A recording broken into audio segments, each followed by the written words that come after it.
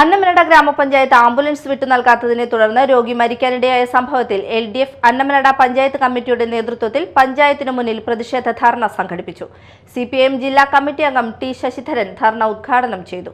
യഥാർത്ഥത്തിൽ ഈ ധർണയൊന്നല്ല ഇവിടെ ചെയ്യേണ്ടത്. തുടക്കത്തിലൂടെ സംരംഭ രീതിയിൽ അല്ലെങ്കിൽ ആളുകൾ പറയും ഇടതുപക്ഷക്കാർക്ക് ആക്രാന്താണ്.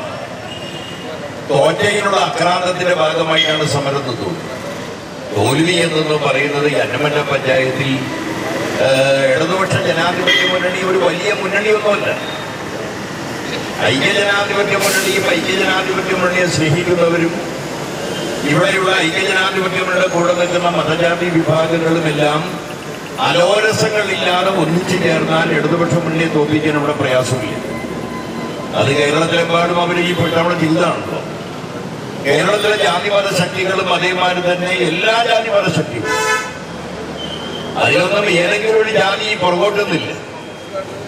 മുസ്ലിങ്ങളെ പ്രീണിപ്പിക്കുകയാണ് എന്ന് പറയുന്നവരും മുസ്ലിങ്ങളെ ഒറ്റപ്പെടുത്തണമെന്ന് പറയുന്നവരും ക്രിസ്ത്യാനിയെ ഒറ്റപ്പെടുത്തുമെന്ന് പറയുന്നവരുടെയും ഒരേ മുദ്രാവാക്യമായിരുന്നു കേരളത്തിൽ. പരസ്പരം പോരടിച്ചുകൊണ്ടിരുന്ന ഈ മുന്നണിക്കാരെല്ലാം ഒറ്റ മുദ്രാവാക്യമാണ്. CPIM local committee secretary PV Vinod അധ്യക്ഷത വഹിച്ചു. KV Vasanthakumar, TK Satheesan, Sindhu Jayan, KA Baiju, Minitha Babu, TK Gopi, MU Krishnakumar, ML Babu, Praseetha Murali, Shiji Biju എന്നിവർ സംസാരിച്ചു.